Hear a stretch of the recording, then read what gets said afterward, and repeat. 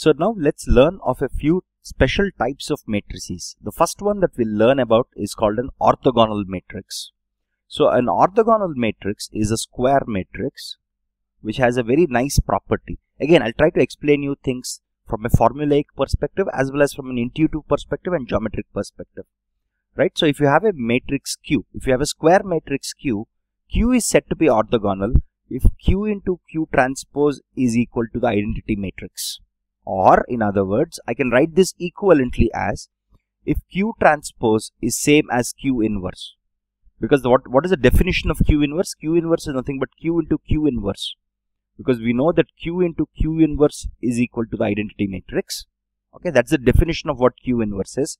And now because Q transpose, if I post multiply Q with Q transpose, if I'm getting identity matrix, that implies that Q transpose is equal to Q inverse. Okay, this is the formulaic way of thinking about it. This is extremely useful when you have to solve some algebraic expressions, right? So this is the formula, this is the formulaic approach of understanding orthogonal matrices. There is a second approach, which is the intuitive approach. Okay, let's understand the intuitive approach of what an orthogonal matrix is, right? So an orthogonal matrix, look at this. If I have a matrix like this, what is Q into Q transpose? Let's assume this whole thing is my row 1, right? This is my row 2, right? Remember that rows are vectors. Let's not forget that rows are vectors. Imagine if I have a 3 cross 3 matrix, okay? An orthogonal matrix. Now this is your Q, right? What will Q transpose look like? In Q transpose, your rows will become columns. So your row 1 will look like this. Your row 1 will become column, right, of Q transpose. Similarly, your R2 will look like this and your R3 will look like this. Now we are saying that multiplication of both of them results in the identity matrix, which means 1, 1, 1, 0, 0, 0, 0, 0, 0. Okay, what does this imply? Look at this. What does this one value mean? This one value means row 1 multiplied by row 2, right? So whatever multiplication we are performing here is same as the dot product, right? So we have already seen the dot product of two vectors, right? So this, if you write this as row vector R1, right? This is a row vector, right? This is R1. This vector is also R1, right? If you think of vectors to be by default, column vectors, this is R1 transpose. Okay, you can write this as R1 transpose, R2 transpose, R3 transpose. So if you think about them as vectors, this row vector multiplied by this row vector, okay, the dot product between them, that's what we are computing, right, to obtain this value. This dot product equals to 1, which means R1 transpose R1 equals to 1. But if you look at it, because this value is 0 and this value is 0, R1 dot product R2, okay, so R1 dot product R2, which is same as R1 transpose R2 is equal to 0. Look at this, because this is the intuitive way of understanding orthogonal matrix from a dot product perspective, right? So if you think of each of these rows as vectors, okay, by transpose, these row vectors become column vectors, and the dot products. So what is happening here, if you notice, I think you notice the pattern here, right? Similarly, R2 transpose R2 equals to 1, because this is 1, right? So what's happening here is the row I dot product row I. This is dot product, which means what is the dot product between any of these? Ri. So this is same as Ri transpose Ri is equal to 1, right? Because I and I, because it's the same thing. Ri dot product Rj is equal to 0 if I is not equal to j. Okay, that's what it means. In other words, look at this. What is a geometric interpretation? What is the geometric interpretation of dot product? It is the angle between these two vectors. Think about it. So if you have the same vector, Ri, right? What is the angle between Ri and itself? The angle is 0 degrees. Look at this. That's what it means, right? The angle is 0 degrees, right? So now what is Ri dot Ri? Ri dot Ri, from a geometric standpoint, I can write it as the length of Ri multiplied by the length of Ri multiplied by cos 0, because the angle between Ri and itself is 0 degrees, right? And cos 0 equals to 1. The fact that this whole thing is equal to 1 means that this also has to be 1 and this also has to be 1. We know that cos 0 is anyway 1. which means each of your row vectors, look at this, each of your row vectors are unit vectors, right? So what does this mean? Look at this. See, I'm trying to connect the formulaic approach to the geometric approach using dot products, right? So what does this mean now? Because Ri dot Ri can also be written geometrically as length of Ri multiplied by length of Ri multiplied by cos 0, right? We know cos 0 equals to 1. For this whole resultant to be 1, Ra has to be, look at this, for this whole resultant to be 1, Ra has to be a unit vector of length 1, right? So, or in other words, if you have an orthogonal matrix, each of its rows and each of its columns, same argument I can make for its columns, right? So if I have an orthogonal matrix, each of its rows Ri's and each of its columns, okay, the arguments that I made for rows, I can also make same arguments for columns, right? So each of its rows and columns are unit vectors, number 1. Okay, so this is one way, which means all of them have a length of 1. Okay, that's the first important property, number 1. Okay, number 2 is, look at this, Ri dot Rj equals to 0 when I is not equal to j. So which means if I take, look at this, if I take Ri and R1 and R2, their dot product equals to 0.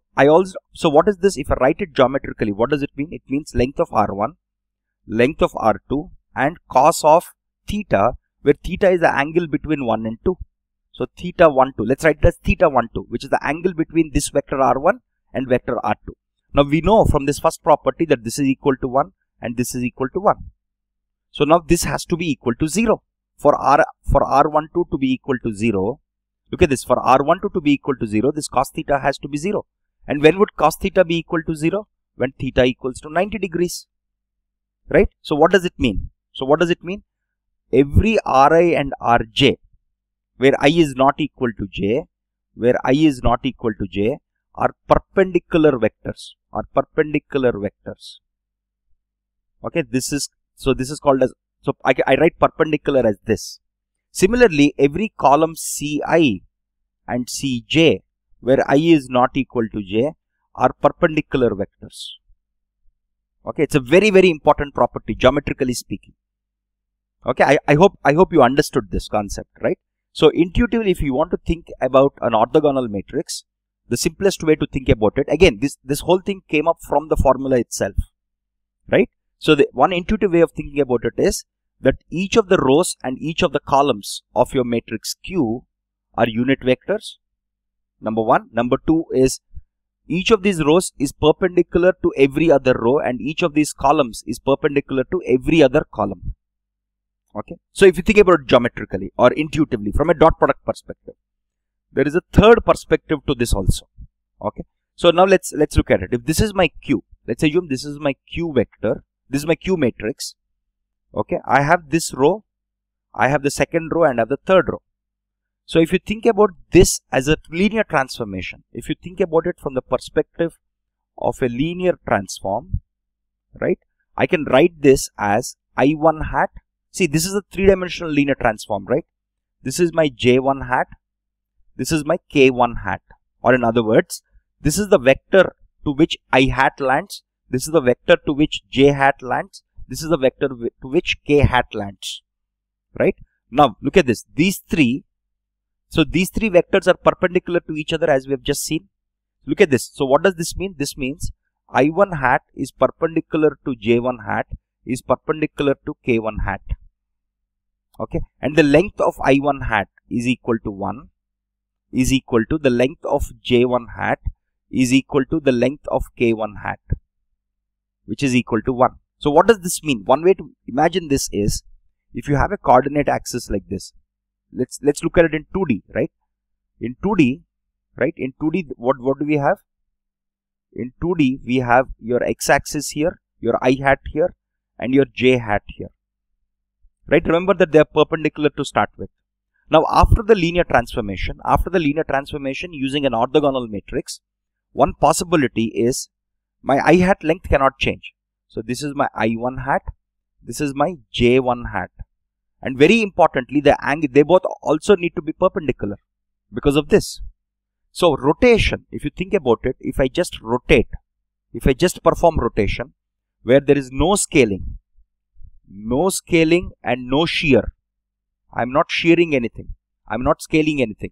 A pure rotation. If I just simply rotate my I and j without scaling these vectors or without shearing them. Without shearing basically means this angle is going to change. Here we don't want to change the angle. We want it to remain 90 degrees itself.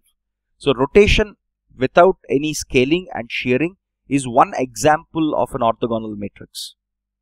Right? The rotation operation can be represented, pure rotation operation can be represented using an orthogonal matrix. Okay, this is another way to geometrically interpret it from the perspective of linear transforms. There is another way. For example, you have reflections, right? Mirror reflections. Think about a mirror reflection, right? So mirror reflection is also an orthogonal matrix. You can represent the mirror representation, right? If you want to reflect something over this axis or this axis, like mirror reflections. They are another example of orthogonal matrices, just like rotation without scaling and shearing is. Okay, just wanted to give you some examples of real world operations. Rotation is a geometric operation. Mirror reflection is a geometric operation. Both of them are orthogonal matrices. Okay, I hope you got a good sense of what's happening now. Okay, so next let's look at some interesting and important properties now. Okay, let's look at a few interesting and important properties. So det of Q is either +1 or -1. And I can argue about this geometrically, right? Because look at this. Because the length of each of my vectors is not changing and they're still continuing to be perpendicular.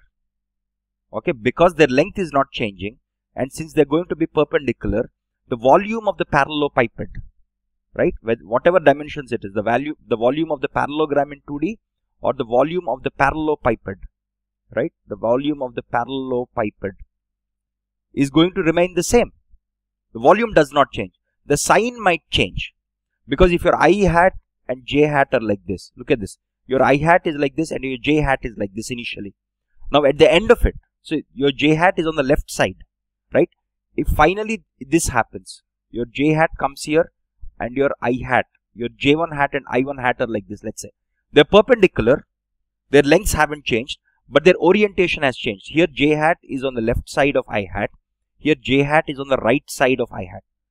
We have seen that when the orientation changes, okay, the determinant also changes the sign, right? Hence, the determinant of an orthogonal matrix can either be +1 or -1, okay, because the volume does not change, just the orientation might change. So this is very easy to argue geometrically, okay. If you understood the geometric interpretation, it's very easy to argue geometrically. Proving the same thing mathematically is slightly tricky or numerically is slightly tricky. Similarly, if you have two vectors u and v, okay, the dot product between these two vectors, remember that these two are vectors. This is nothing but u transpose v. This is going to be same as this value that you obtain is going to be same if you multiply vector q by an orthogonal matrix and if you multiply vector v also by an orthogonal matrix. Look at this. Here what am I doing? I am linearly transforming this vector. I am also linearly transforming this vector.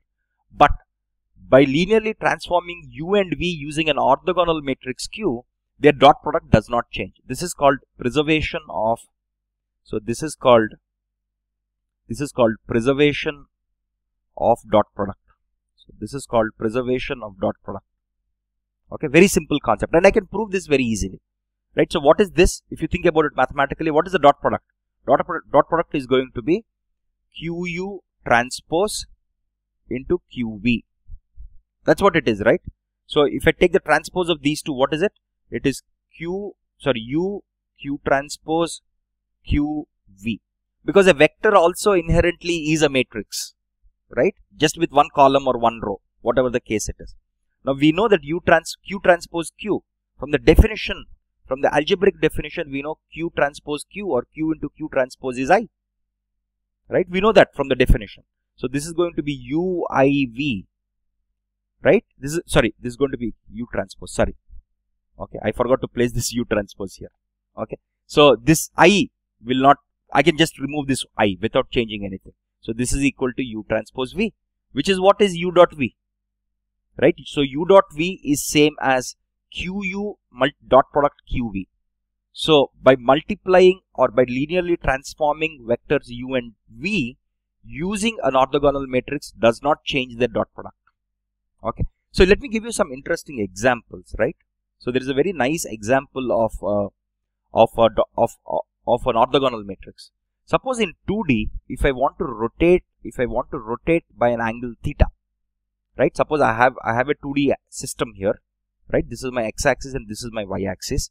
If I want to rotate this whole system, okay, if I want to rotate this whole system x dash y dash, if I want to rotate this whole system by an angle theta, okay, this is basically I'm rotating the whole space itself by theta. If you want to rotate it, the rotation matrix can be written as cos theta minus sin theta, whatever theta you choose, okay, sin theta and cos theta. Yeah. Okay. So this is an orthogonal matrix. So this is an orthogonal rotation matrix which rotates your whole space by an angle of theta. Okay, this is one example. There are other examples of orthogonal matrices. For example, take your identity matrix itself. Okay, take your identity matrix. Identity matrix is also an orthogonal matrix. Now, similarly, just like the way identity matrix is an orthogonal matrix, if I now perturb, so look at this. This is row 1, this is row 2, and this is row 3.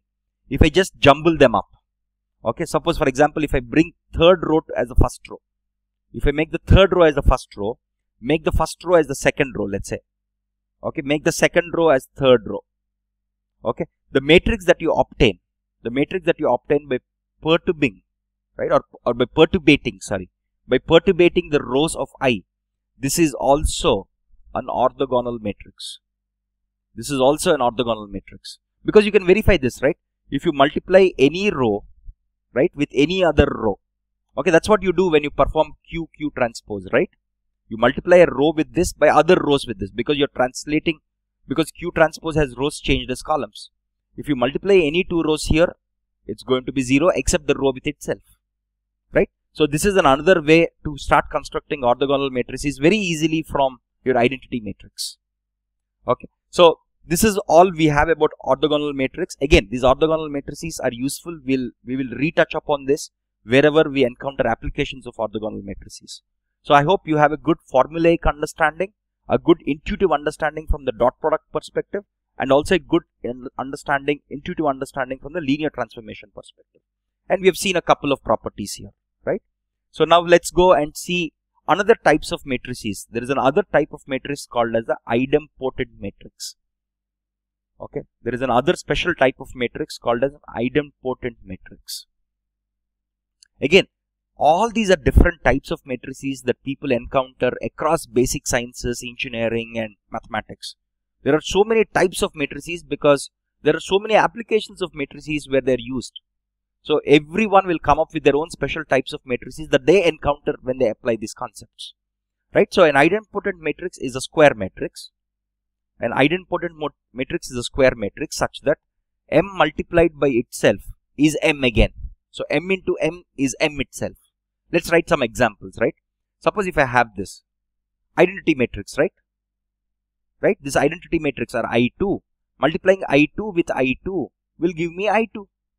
So this is one simple example of an idempotent matrix. Let's look at another example. Suppose if I have a matrix like this, 2 minus 2 minus 4, minus 1, 3 and 4, 1 minus 2 and minus 3. Okay, this is also an idempotent matrix. You can actually verify this manually. If I perform m into m, I'll get the m itself back. Okay, so this is also a very nice example.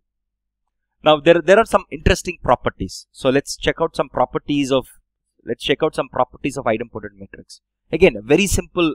So if you want to think about it geometrically, right? One way to think about it geometrically is applying the transformation twice is same as applying the transformation once. Okay, I hope you got this right. So from a linear transformation perspective,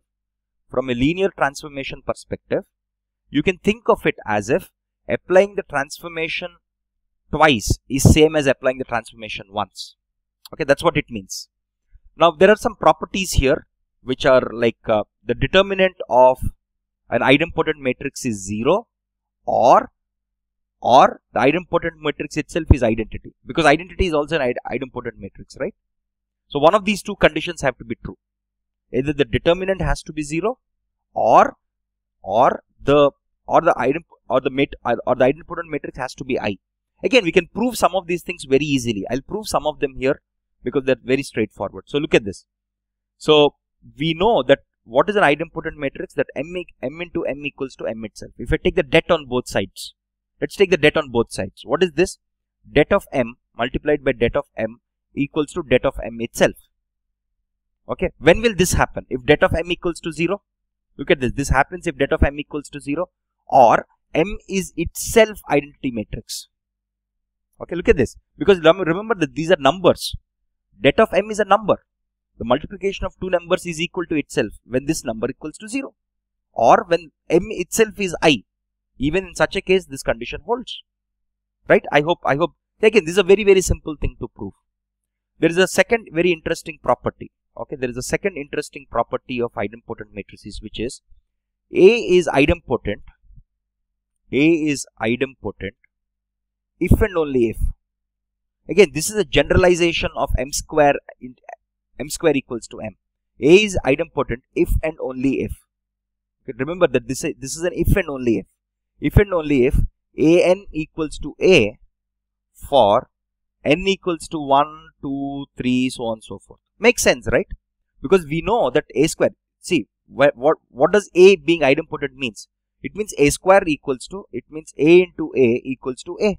So now what happens to a cube? So this is understood. So what is a cube? A cube is a into a into a. Now what is a into a? It's a itself. So you have a into a now, which is going to be equal to a. So a cube is also equal to a. Similarly, you can show for a power 4, a power 5, whatever it is, right? So another way to think about idempotent matrices is, again, geometrically from a linear transformation perspective, is if A is an idempotent matrix, any number of times you apply the linear transformation as represented by A, any number of times, once, twice, 2 times, 100 times, 1000 times, it is equivalent to applying the linear transformation once. Okay, this is a geometric interpretation or the geometric way of thinking about idempotent matrices.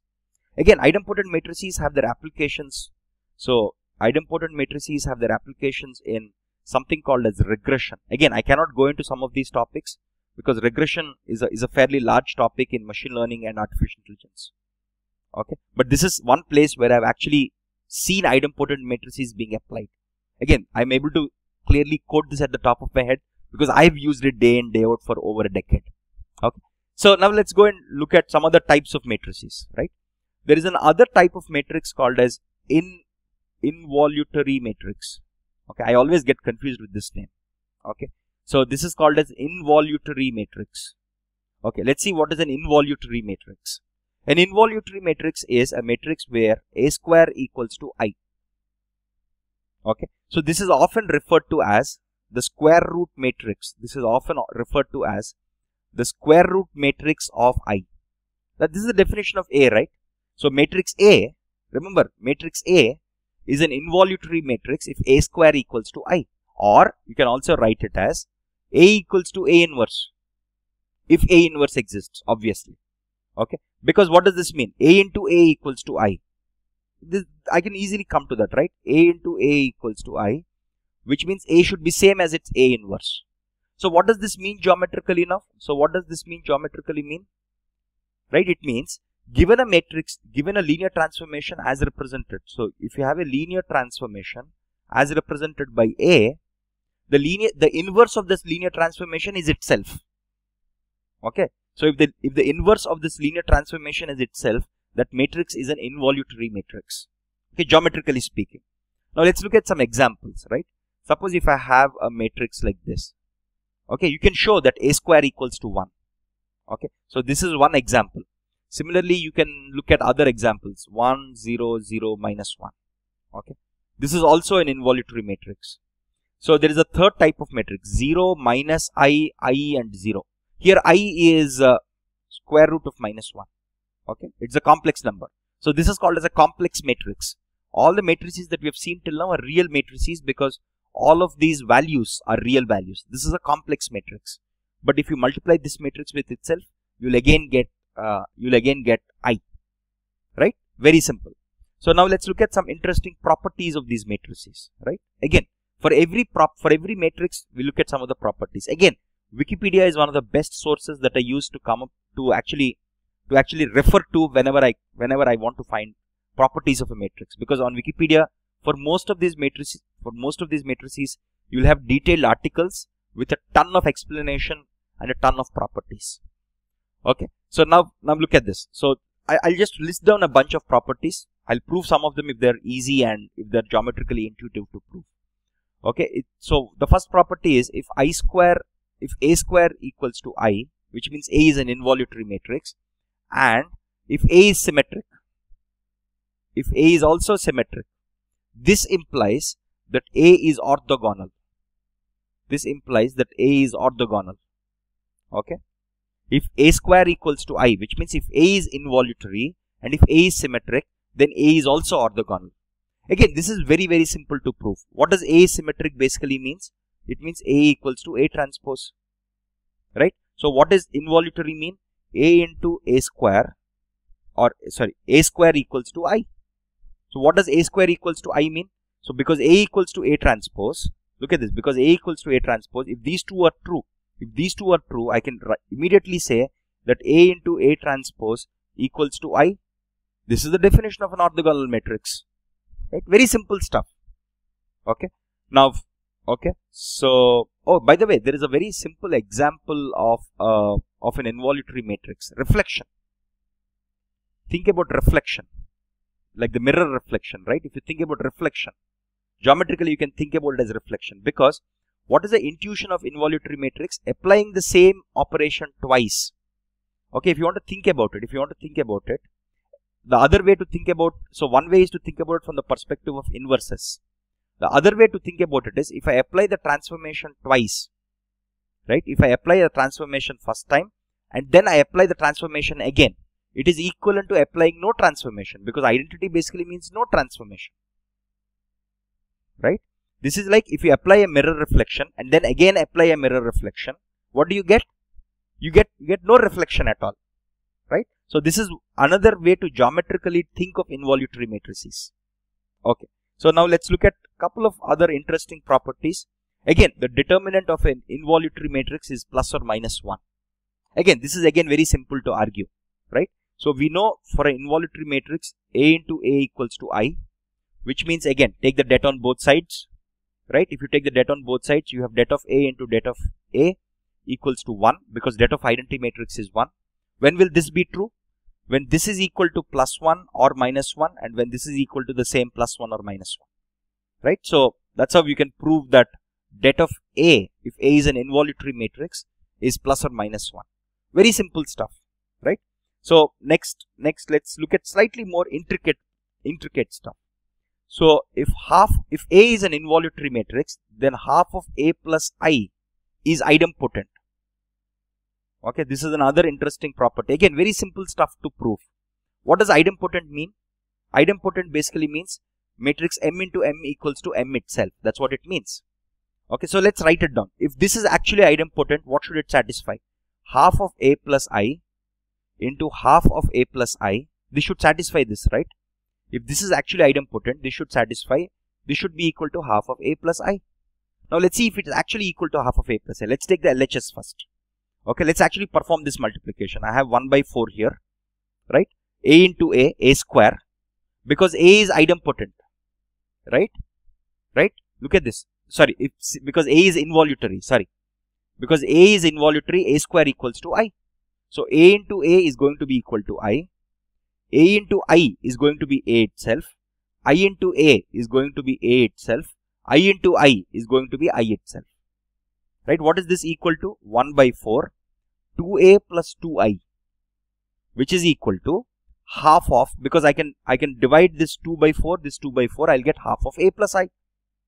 So the LHS equals to RHS. So we have simply proved that half of A plus I is idempotent if A is involutory. Here A is involutory. Let's not forget that, right? That's how we made A square equals to A. So that's how we made A square equals to I. I'm sorry. These terms are sometimes confusing. Okay. So the next interesting property is if A and B are involutory, if A and B are involutory, right? If A and B are involutory, then A into B is also involutory. Then A into B is also involutory. Okay, again, you can prove all of them using simple algebraic expressions like this. Okay. Next, the other very interesting property is if A is involutory, right? If A is involutory, then A power n is going to be equal to A if n is odd. This is by definition, right? And if n is even, this is going to be equal to I. If n is even. Again, this is extremely straightforward because we know that A square equals to I. What will be A cube? A cube is A square multiplied by A, which is going to be A. What is A4? A4 is A square multiplied by A square, which is going to be I, and so on and so forth. This is straightforward to prove. Okay. Now let's learn of a new type of matrix called as a nilpotent matrix. Okay. Again, these are different types of matrices. Okay. So there is another type of matrix called as a nilpotent matrix. Okay. So what is a nilpotent matrix all about? A nilpotent matrix is if I have a matrix n. Okay. If there exists a constant k such that n power k equals to 0 for some k which is a positive integer. Okay, for some k which is a positive integer, if n power k equals to 0, then n is said to be a nilpotent matrix, and the smallest such k is said to be the index of this nilpotent matrix n. Okay, let's look at a couple of examples, right? Look at this 0 1 0 0. Okay, so what if this is A, if this matrix is A, what is A square? A square is basically a 0 matrix, right? So when I write 0, this means the 0 matrix or the null matrix. Okay, that's why the name nilpotent matrix. Okay. Similarly, if you have there is a very nice property which says that if you have a triangular matrix, upper or lower triangular matrix, with all the diagonal elements also to be 0. Okay, so if you have a diagonal matrix, let's say if you have a diagonal matrix, so what is this? This is not a diagonal. This is a triangular matrix. I'm sorry. So this is a triangular matrix with diagonal elements 0. That's where the confusion was. With diagonal elements as 0. Okay, so we have a triangular matrix. In addition to it being a triangular matrix, the diagonal elements are also 0. Okay, so this is a 3 cross 3 matrix. This matrix is also going to be nilpotent. Again, you can rigorously argue about it. This is also going to be a nilpotent matrix with an index, right? With an index or with a value of k that is less than equal to 3. That is less than equal to, because this is a 3 cross 3 matrix. It's going to be a nilpotent matrix with an index value of less than equal to 3. Sorry, it's less than equal to 3. Okay, so I hope this is clear. Okay. Similarly, I mean, just to show you, right, there could be some other matrices which don't have zeros, which could still be nilpotent. For example, take this matrix, right? So let's take this 3 cross 3 matrix, 15, minus 9, 6, 10, minus 6 and 4, right? Let's assume this matrix is C. Now, if you compute C square, what you get is basically a null matrix. So C is also a nilpotent matrix with an index of 2. Okay, I hope this is clear. Again, there are some simple properties of a nilpotent matrix. One of them is the det of I plus a nilpotent matrix is 1 itself. Okay, this is an interesting property of a nilpotent matrix. Similarly, if you have a nilpotent matrix which is like this, right, where 1 plus n, if you want to invert, suppose if you want to invert this, 1 basically means identity matrix. So if you add an identity matrix to a nilpotent matrix and if you want to compute the inverse of it, this is going to be equal to 1 minus n plus n square minus n cube and so on and so forth. At some point, remember, these terms are not going to go to infinity because at some point you will encounter nk which is equal to 0, and all the terms after that, your nk plus 1 will also be 0 and so on. So these terms are going to be valid only till your index term, and after that, right? So from your index term afterwards till infinity is going to be 0 anyway. Okay. So this is another interesting property of nilpotent matrices. right? So these are all various concepts. Again, there are various, so understanding these matrices and their properties are important, because we end up encountering many of these concepts like orthogonal matrix that we have seen, like the nilpotent matrix, like the involutory matrix, like the idempotent matrix. All these concepts that we've seen actually are encountered in various streams of engineering, sciences, mathematics, right? So they're actually encountered in the real world, and hence various engineering disciplines, various mathematical disciplines and science disciplines have invented all these special terms, because these types of matrices are something that they keep encountering on day-to-day basis. That's why they've given special names to them and studied their properties themselves.